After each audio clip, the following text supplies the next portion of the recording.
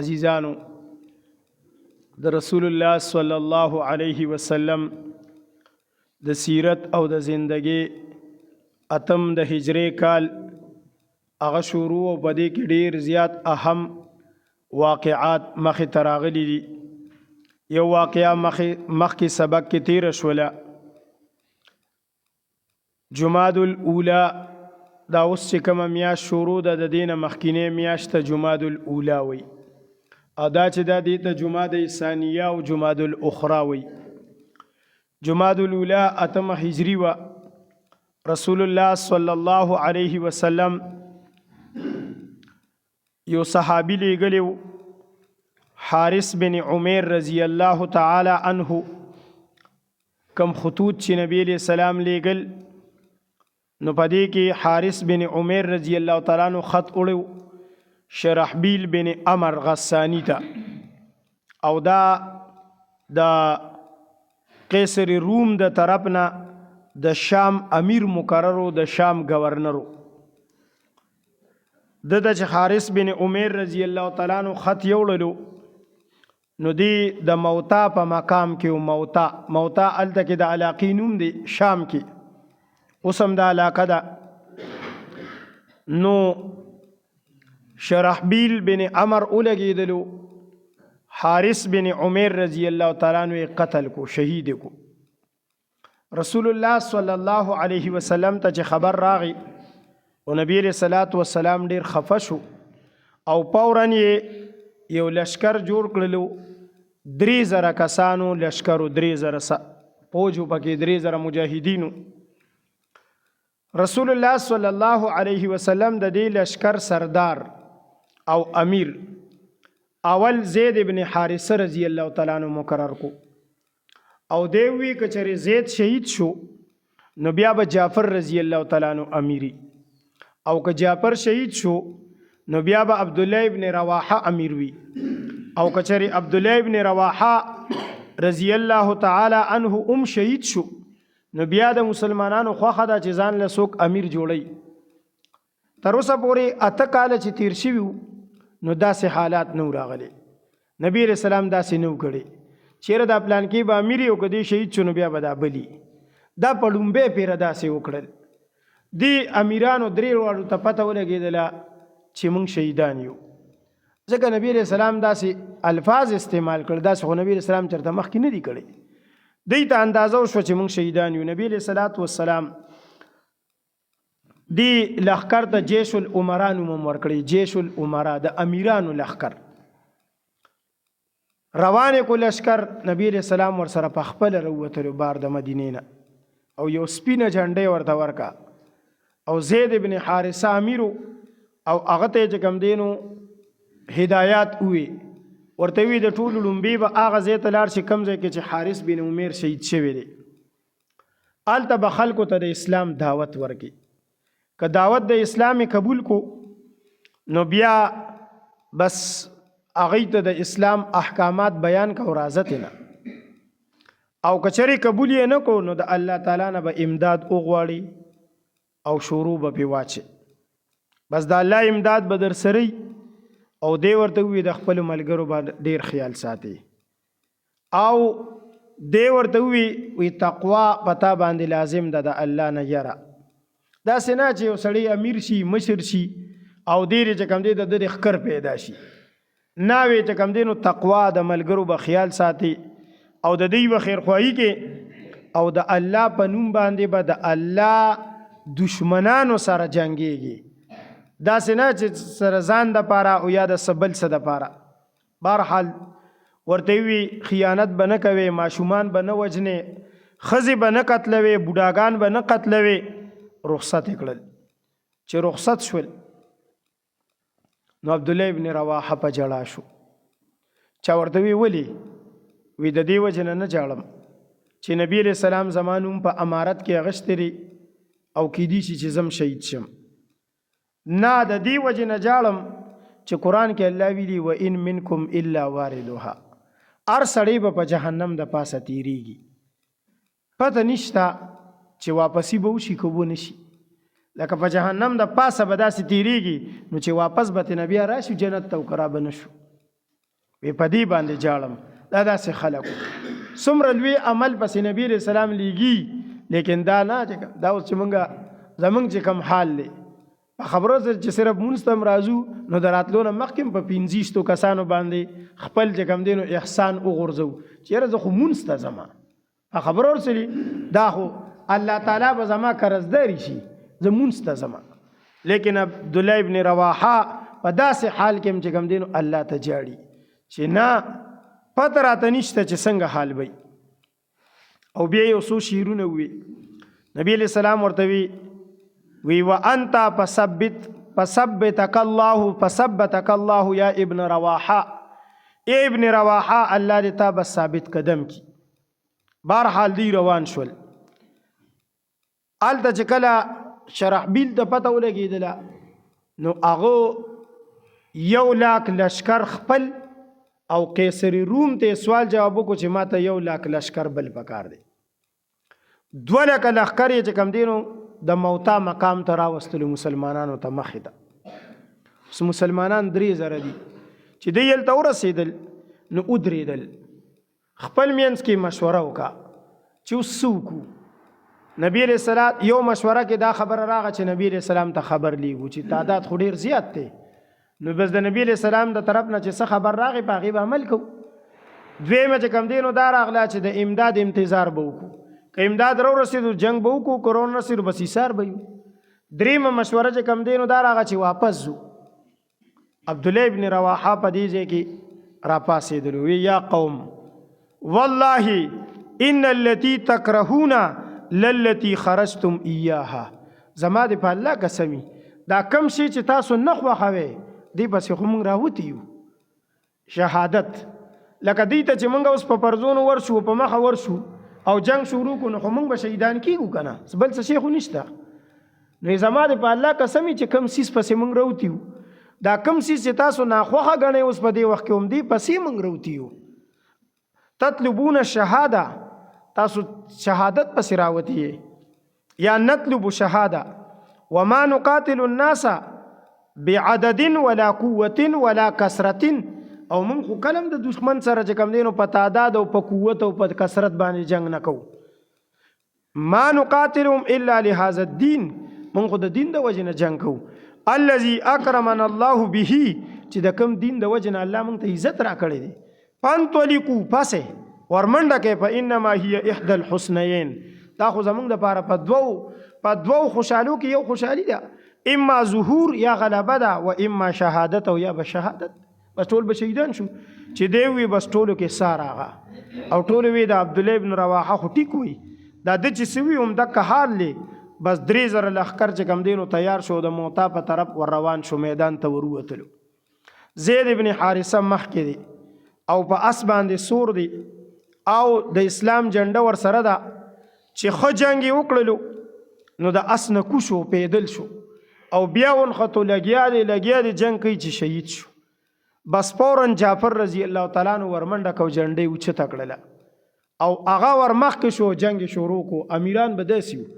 دا به جرنیلانو، ښه دا لکه داسې امیر نه و، دا چې مثال کې دا د روټۍ امیر و، دی به چیف اف آرمي و، دی به مخکې و. داسې نه چې د به کونه کې لکې ورکړی و، شاته به و د ده نه به ګیر چاپېر چې کوم دی نو په زرګونو پوج پروت و، د ده حفاظت به کوي. روډونه بند دي، څه وجه جي دا بریګیډیر صاحب کور دی دلته. بریګیډیر خو به چې کوم دی د ښار حفاظت کوي، که دی به چې کوم دی د ده نه به ګیر چاپېر خلک پراته وي، کونه کې به ده لکې ورکړي. دا داسې نه و. عبدالله ابن چې کوم دی نو جعفر تران ورمنډه کو چې کوم دی جنډۍ اوچته کا او نیغ ورمخکې شولو، چې کوم دی نو ور روان شولو، جنګېدلو او د اس نه کوشو. چې د اس نه کوشو نو د اس نه د رستنې خپې دواړه ووالې، په خپله تورې ته ووالې. دا ولې وی چې دا اس کافران ونه نیسي، ای ته پیدا وانخلي، او دا ولې وی چې زما ورته دوباره خیال نشي او زه په اس سور نشم ونه تختم. اسې بس خبره ختمه کړله، کیشتې وسېځلې. دې ته فدایي وایي. فدایي د 2 لاکو مجمع کې چې ورننوځي او خپل سورلیم په خپله مړه کې، دې ته څه وایي؟ دې ته فدایي وایي. اسلام میں فدائی حملے، دی ته فدائی وي. ورلوان شو کافرانو ته داخل لاس پرې کو، را چمبل شول به جنډې دی ګس لاس ته چې کم دی نو راواړوله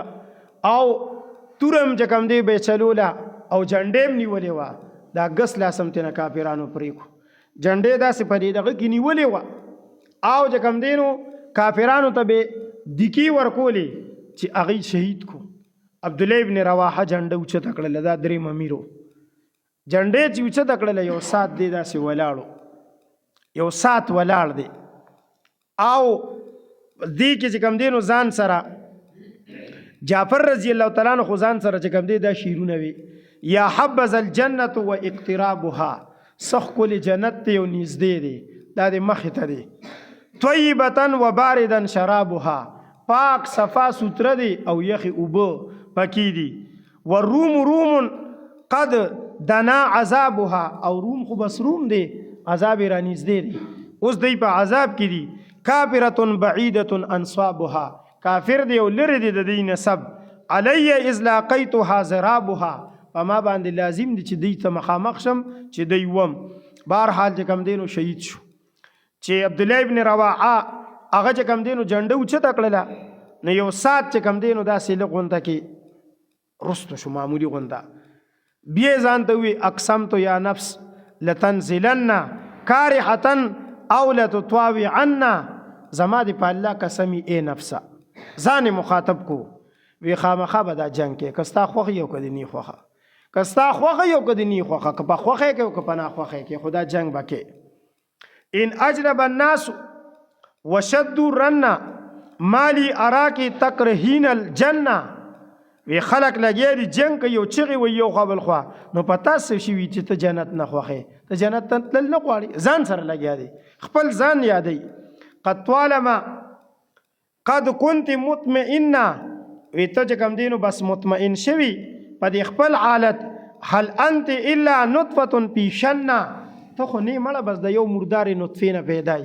ته د الله لپاره د یو مرداره نطفه نشي قربانولی ځان سره لګیا دی ځان سره چې د یو مردارې نطفې نه پیدای دا مرداره نطفه ته د الله لپاره نشي قربانولی ته به نور سکې ځان مخاطب کوي ځان یې چې کوم دی نو مخې ته کړی دی یا نفس اے نفسه الا تقتلی تموتی که چېرې ته نن چې کوم دی نو جنګ قتل نشوي نو بیا به مرې بیا به مرې د مرګ نه خلاصي نشته مرې به چېرته به په کټ کې چې کوم دی عمرې په خبره ورسېلي هذا حمام الموت قد صلیتی بس دا مرګ دی راغلی دی او بس جنازه قریب دا ورلوان دی شه وما تمنیتی فقد اعطیتی اتا چې د څه تمنا کوله په مدینه کې به د جهاد او شهادت غوښتلو خو بس هغه دا دی راغلی دی ان تفعلی فعلهما هدیتی د دې ځان نه مخکې د دې دواړو امیرانو په لار کې لاړې نو کامیابې ځان یې په خپله مخاطب کو دا دی وي او ور مخکې شو د تره زوی ورپسې را مخکې ته شو هغه ورته یو وډوکې ورکو وی دا والا وی څو ورځې شوي چې څه دې خوړلې نه دي عبدالله ابن رواحه څو ورځې شوي وی څه خوړلې نه وی څو ورځې شوي څه دې خوړلې نه دي طاقت در کې بالکل نشته دا اډوکې وچوپه چې دې سره څه طاقت در کې راشي سترګې دې وغړېږي یو پیرې په خوله کې داسې کو او بیا وی عبدالله خلق څه کوي او دا ته څه کوې خلق لګیا دی په جهاد کې او ته په دنیا پسې انښتې اډوکې هغه ځای وویشتو ورمنډې کې او بس شروع شو تر دې چې شهید شو چې دې شهید شو ثابت بن اخرم رضی الله تعالی عنہ فورا را منډه کو جنډې اوچته کړله چغې وویلې مسلمانانو ځان ته امیر مقرر کې هغوی ورته وي ته مو امیر چې تا جنډه اوچت کړې خو ته امیر یې که نه وایي زه په دې چل نه پوهېږم ما له دا چل نه راځي چې داسې وکتل خالد بن ولید ولاړو دا لومبنی جنګ و د هغه په اسلام کې لومبنی جنګ دی تیر شوي هفته کې درس اسلام لومبنی جنګ دی وی دا خالد بن ولید دی وی والا داسې جنډې ور وویسته بس هغه ونیوه چې وینې و بس ټولو مسلمانان ورته وي ته زموږ امیر یو ساعت داسې چې کوم دی خاموش و چې زما خو لومبی جنګ دی او بیا وی که دا امارت زه قبول نه کم نقصان دی پکې وی ټیک ده ورلوان دی شو چې ورلوان دی شو او داسې دا کافران تس نس کړل سمه پرې پکې واله کافر په شا شول وتښتېدل وتمبېدل شپه شوه خالد بن ولید د شپې دا چیف اف آرمی سټاف او داسې جنگي مهارت د چې تاریخ کې داسې جنگي مهارت نه ده چا راغلی او نه به راشي د شپې داسې کار وکړلو چې کوم په خي طرف خلک وغه ګس طرف ته بوتلل او د ګس هغه خي طرف راوستل چې کوم رستنی خلک وغه مخکې راوستل او مخکینی شاته بوتلل ټول لشکر بالکل مکمل بدل کو او چې ساره څنګه جنگ شروع کو کافر چې وکتل وی یره دا خو لکه چې دې ته بیګان نه وی فوج راغلی تازه دم بس دا غیخ پیو خو دی دا خو تازه خلک دی شروع پی واچوله چې واچوله بس لاړل او تختل شرحبیل متختدل ټول تختدل او د دنیا شی پکې مردار کړل او دا غینه سامانونه اسونه اوخان او نیزی او د دنیا شی توري ډال غشي ارسته پاتې شول ایرا غون کړل غنیمت را جمع کو خالد بن ولید مناسب اون غنل چې دومره ډیر غټ لخر دی تل ورپسې مناسب اون غنل چې تل ورپسې نه دی پکار بس غلبه وشو فتح وشو بس دا غنیمت دی بس الته خپل لخر را جمع کو خپل شهیدان را جمع کړل شهیدانو کې زید بن حارثه جعفر بن ابي طالب عبد الله بن رواحه مسعود بن اوس وهب بن سعد عباده بن قیس حارث بن نعمان سراقه بن عمر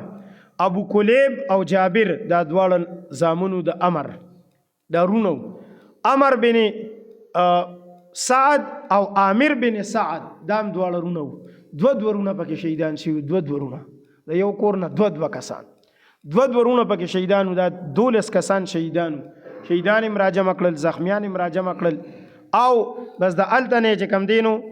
د واپسې اراده وکړل چې واپس ځو دا جنگ چې شروع شول سټیم دې ته غزوه موتا وای نو الله تبارک وتعالى نبی علیہ السلام ته وحی راولېګله پاک ټیم جبرئیل علیہ السلام راغی نو په سونو میل لريو پاک ټیم باندې وحی راغی جبرئیل علیہ السلام ته نبی علیہ السلام راغی نبی علیہ السلام ته جبرئیل علیہ السلام وی الله تعالی وی چې په منبر کې نه نبی علیہ السلام په منبر کې ناستو او الله تعالی ورته دا موتا را مخې تکړه د موتا میدان دی د نبی رسول الله مخې ته دی دا سی ورته ګوري او صحابه دا سی ناستي چې کم باقی پاتې دي ای ناستي دي ورته وي تاسو ملګری زید ابن حارثه شهید شو وی زید ابن حارثه شهید شو او دا د نبی رسول الله والسلام په خپل زوی باندې نیولیو ډیره موده پورې دا د نبی رسول الله زوی نبی علیہ السلام سترګو نه اوښ کې لاړې حارث زید ابن حارثه شهید شو او جنډا جعفر واغشتا لکسات پسې وی جعفر نه کافرانو لاسونه پرې کړل او جعفر هم شهید شو الله ورله د دواړو لاسونو په بدل کې وزر ورکی وی په جنت کې لوزي لګیا دی په جنت کې لاش یې لا پروت په میدان د موتا کې او نبی علیہ السلام وی په جنت کې لګیا دی الوزي وی عبد الله ابن رواحه ورغی عبد الله ابن رواحه نوم چې څنګه واشتو نبی علیہ السلام خاموش صحابو سره فکر شو چې عبد الله ابن رواحه څه چلو کو بیا نبی علیہ السلام عبد الله ابن رواحه هم شهید شو او اوس جنډا د الله په تورو کې یو توري واغستله داسې فرمایل ثم اخذ الرايه بیا جنډا واغستله عبد الله ابن رواحه واستشهد اغم شهید شو نو ثم دخل الجنه جنت تلالو معترضا فشك ذلك على الانصار انصار باندې دا خبره ډیره سخت شو بیا نبی علیہ السلام فرمای وی اوس چې کم دینو جنډر اوچ تکړلا سیف من سيوف الله یو توري د الله په تورو کې او بیا نبی علیہ السلام فرمایل اللهم انه سیف من سيوفک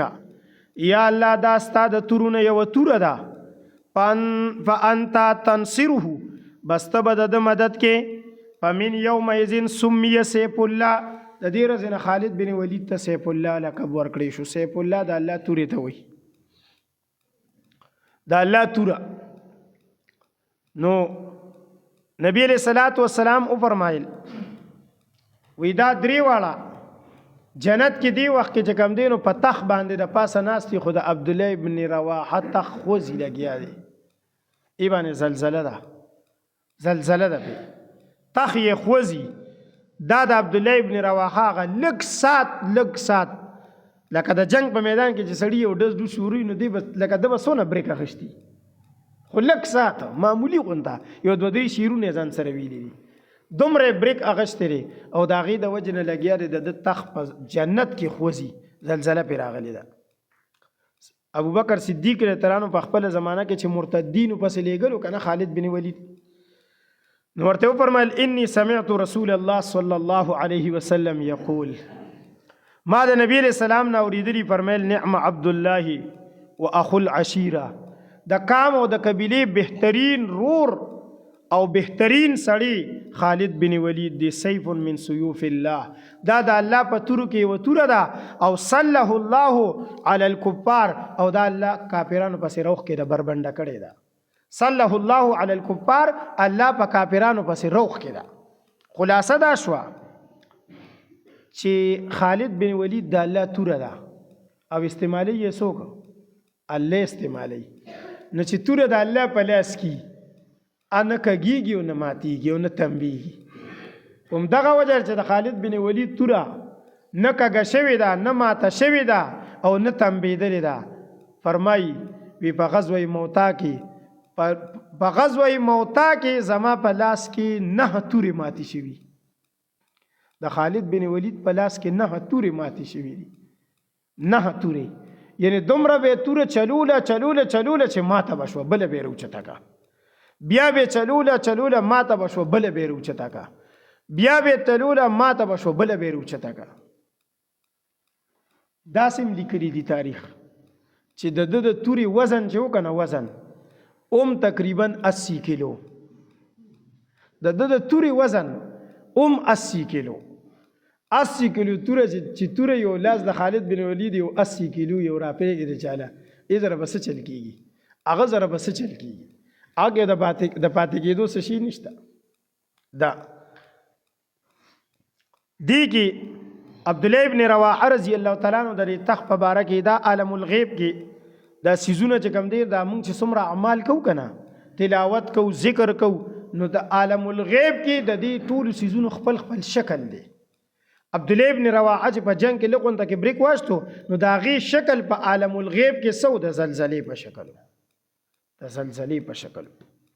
داسې محمود غزنوي رحمت الله علیه چې کله هندستان باندې حمله وکړه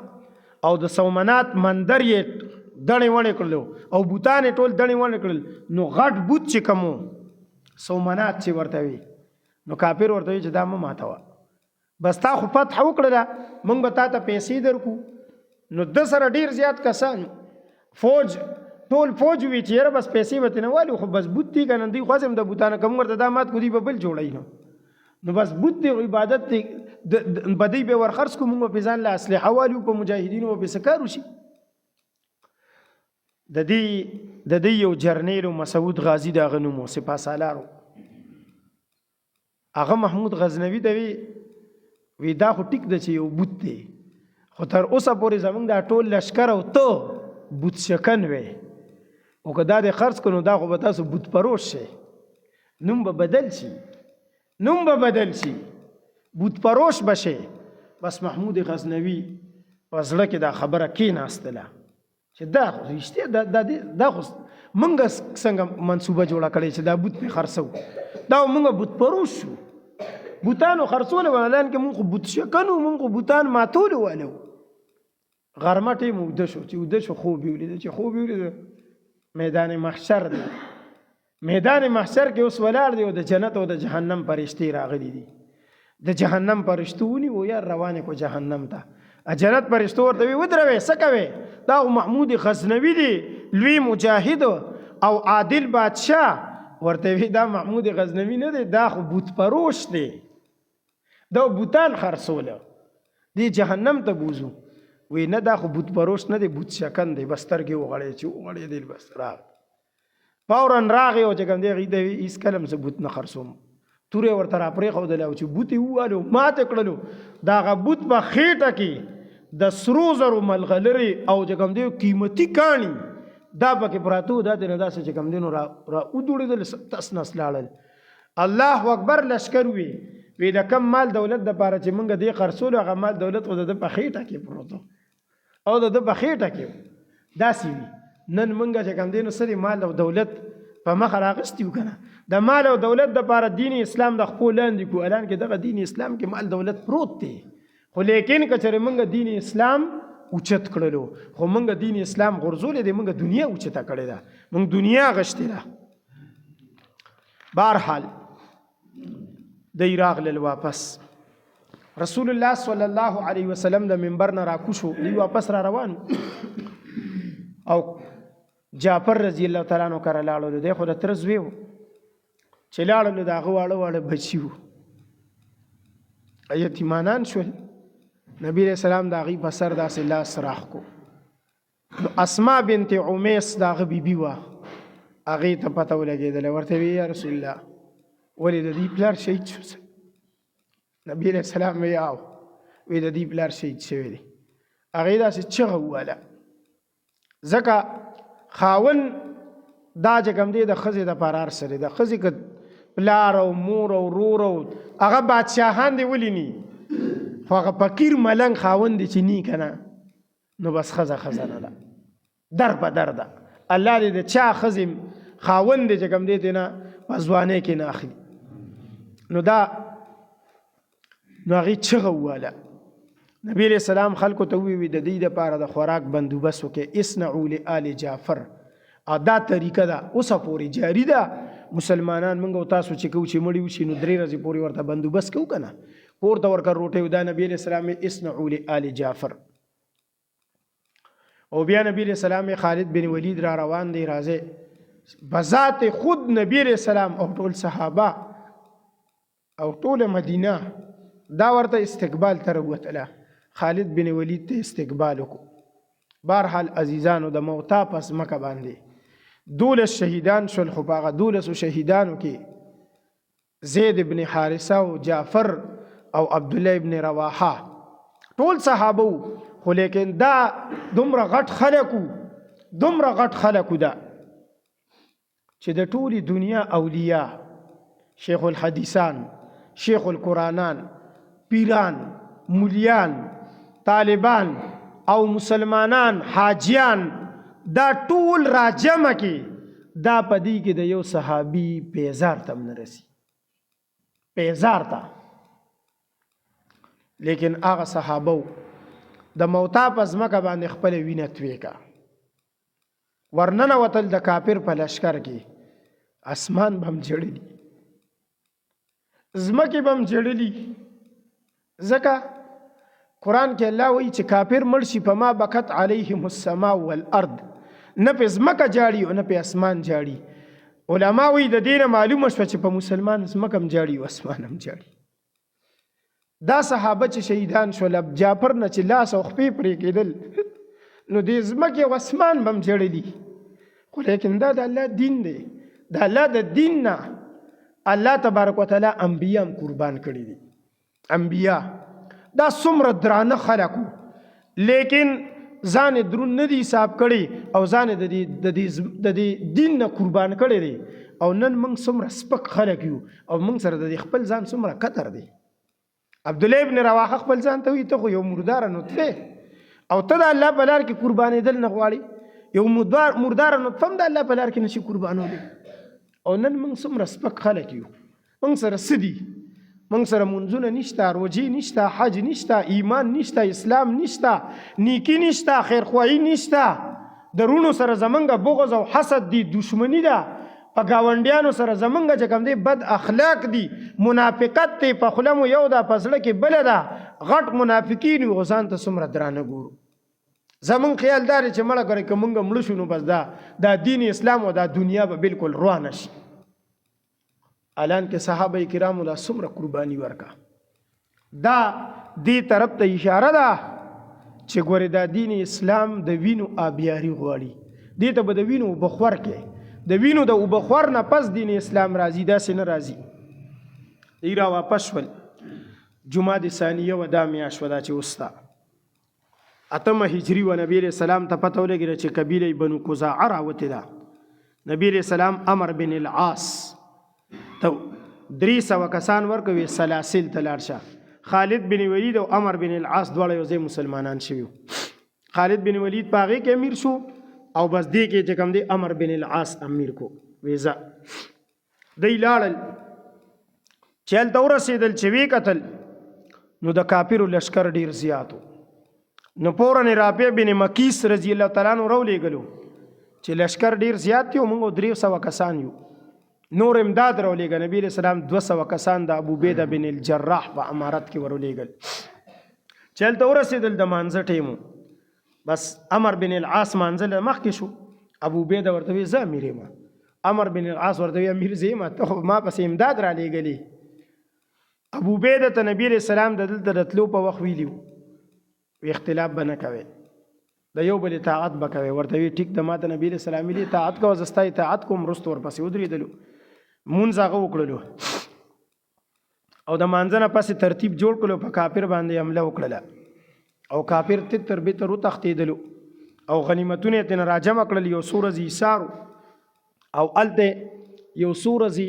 ګیر چاپیر نور علاقو پسې چې کوم دی نو شل دیر صحابه به لېږل نور علاقې هم د دنیا شي فتح کې او د دنیا شي غنیمتونه او خان او چیلې او ګډې بیزې هر څه یې راجمع کړل دا دویم لشکر چې ورپسې تللی په دې کې ابوبکر عمر هم د ابو عبیده بن الجراح په امارت کې عمر رضی الله عنه ورسره یو شپه دواړه وده دي عمر بن العاص او عمر دواړو ته احتلام وشو د شپې او 10 شپې دا موږ ورته پښتو کې وایو 10 واړېدو د غسل ضرورت پیښ شو چې سار شو عمر رضی الله عنه ولامبل په یخو اوبو او ډېر طاقتور سړی عمر بن العاص وی زه خو نه لامبم تیمم یې وکړو او امیرو جمع ورکا تیمم یې وکړلو جمع ورکا صحابه کرامو د امیر اطاعت وکولو چې مدینه ته راغلل نبی رسول الله ته وی موږ عمر بن العاص راته یو مونږ چې کوم دی نو په احتلام کې مرا کړی په جنابت کې د غسل ضرورت او د بس ورمخ کې شو موږ ورپسې ودرېدو ایرو غوښتو ورته وی امر داسې څه چل کړی دی تازه مسلمان شو او ورته یا رسول الله وی ما اوریدلی په قرآن کې الله وی چې لا تقتلوا انفسکم ځانونه په خپله مه وجنئ ان الله کان بکم رحیما الله په تاسو رحم کوي سخته یخني وه یخه عوام چلیده اوبه م یخې وي بس ځان مې نه شو وجلی بس تیمم مې کو نبي علیه السلام مسکې شو د دې نه ثابته شوله که یو سړی اجتهاد کوي اجتهاد نو د اجتهاد دروازه کوله ده نبی علیه السلام ورته نور څه وي بس ټیک ده ځه د دې نه پس چې کوم دی د رجب میاشت وه دا اوس یو څو ورځې پس انشاءالله شروع کېږي موږ او تاسو ورته زبرګه وایو د رجب میاشت وه د رجب په میاشت کې نبی علیه الصلاة والسلام 300 کسان ابو عبیده بن الجراح ته ورکړل سیف البحر ته ولېږلو قبیله بنو جحینه پسې او د کجورو یو تیلې ورته ورکا وی د دې نه کجورې خورې 300 کسان دي خبرې ته سوچ کوئ 300 کسان دي روان دي سیف البحر د سمندري علاقه ده او د سمندر غاړه ده د دغه سمندر په غاړه کې روان دي روزانه یو کس ته یو کجوره ملاویږي یو 3 ورځې یا یو هفته د هغې نه پس په 2 کسه کجوره شوه 24 غنټو کې په 2 کسه کجوره ملاویږي هغې نه پس کجورې ختمې شوې اډوکي به په خوله کې واچول او چوپل به بیا به ورپسې اوبه ګوټ کې ام ختم شو کجور اډوکم کار پرې خودو د ونو پاڼې به راشکولې دا به په اوبو کې نرمې کړلې داسې روانې به کړلې ادا به خوړلې اوبه به ورپسې څکلې دا وښکي یې داسې پاخه شو وښکي او کله به دا پاڼې داسې خوړلې نو دا شونډې او دا وښکي دی چې کوم دی نو څه دی کې پولې راوختلې او د سماتې داسې و لکه د چیلو د پچو په شان دی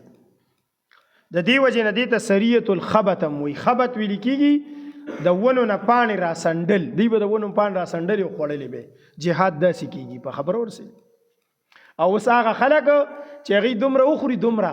چې د شپې خېټه د ډېر خوراک نه خرابوي او خبرې مجاهدینو پسې کوي او د جهاد نه انکار کوي خوراک یې دونه کړي چې د ډېر خوراک د وجې نه خېټه ټوله شپه خرابوي ویل سهار چې بیا ویل مړی بېګا خو ټوله شپه بس وي چلېدمه نو لږه خوره که نه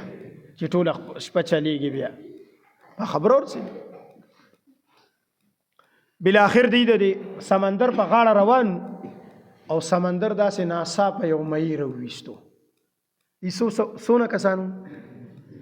300 کسانو. 15 ورځې مکمل وګیو. 15 ورځې مکمل وګیو چې 300 کسان یو 15 ورځې وګي. 15 ورځې لوګه تېره کړي یو مئی سمندر راوویستو. نو هغه سم مئی و. نو دوی ورته ونښتل چې ونښتل بس اوس چې کوم دی نو هر سړی ترې نه په توره باندې را کټ کوي او ځان له رتۍ او خوري. 18 ورځې وخوړو. څو ورځې؟ 18 ورځې ختمې نه کو. امام بخاری هلته کې په مئی کې مسلې شروع کړي. بیا امام بخاری شهنشاه دی، امیر المؤمنین په الحدیث هغه ته وایي، بادشاه دی، بادشاه. هغه بیا هلته په مئی کې وی صحابه کرامو چې کوم دی نو د مئی دا سترګه نه ده، دا سترګې ته ویسته او دې ته ګاټې وایي. ګاټې دا د سترګې دا ګول دایره وی په دې کې به چې کوم دی ابو عبیده بن الجراح 12 صحابه کېنول. 12 صحابه به ورله په دې کې کېنول. دا سترګې دا ګاټ دونه و. او بیا چې کوم دی نو دا لشي دا خو پکې پختې شوي وي. نو دا یو پختې داسې راواخېسته او نیغې ودروله او یو اوښې راواغېستلې او په ټولو کې دنګ صحابیه د اوښ د پاسه ودرولې. ورته وي د دې لاندې لاس ورپسې لګوه. نو لاس به د هغه نه لګېدو، دومره خو پختې اوږده وه، دنګه وه. نو چې دا به څومره مایې و. پښتانه وایي چې د من نه زیات شي بیا به یې نه خورې. اصل کې ستا دا خوله د خوراک نه ده مړه. په خبره ته هم دغې ته قسم چې چینده خان خوره پیش ته چینده خو ته ټیکې. نو دا درله چا ویلي؟ بیا چې واپسې کې د هلته نه راتلل نو بوجې یې ترېنه ځان سره را ډکې کې. بوجې د هغې د هغه چربې نه دا مئی چې څونه غټ شي نن سبا خو لکه دغه 15 کیلو غټ مئی وي، لیکن هغه کې تاسو کتلي ډېره غټه چربي وي پکې. نو دا چربي یې ترېنه ځان سره ترېنه بوجې را ډکې کې او راغلل مدینې ته. راغلل چې مدینې ته راغلل او نبی علیہ السلام ته کیسه وکړه. نبی علیہ السلام ورته یې سره پکې پاتې نه دي چې په ما وخورئ. هغې وی ډېر څه پاتې دي. نبی علیہ السلام ته مخې ته راوړل. نبی علیہ السلام هم ترېنه وخوړل. کم رزق چې داسې وي چې په هغې کې د انسان د خپل لاس تړیوالي وغیره نه وي، دې ته غیبي رزق وایي. غیبي رزق نو دا انتهایی مبارکي، دا د برکت نه ډکي. دې کې برکت وي. همدا وجه چې تاسو وایئ د علماو په دې تنخوا کې برکت دی. همدا هغوی به څه لاسه په خوږېدلي، څه خټې پکې نه کوي، لوټې پکې نه کوي، ګټې نه کوي، بلچې نه وایي، ټاټکې نه چلوي. په خبرو سره دې کې برکت وي. برکت وي. نو دا واقعه هم چې کوم دی نو مخې ته راغلله او بس ورپسې میاشت د شعبان وه، هغې په مدینه کې تېره کړله او رمضان کې فتح مکه ده. را روان درس کې انشاءالله د مکې فتح او د مکې چې کوم دی نو د هغې تیاري اب ذکر کوي. الله یې د عمل کولو توفیق راکړي.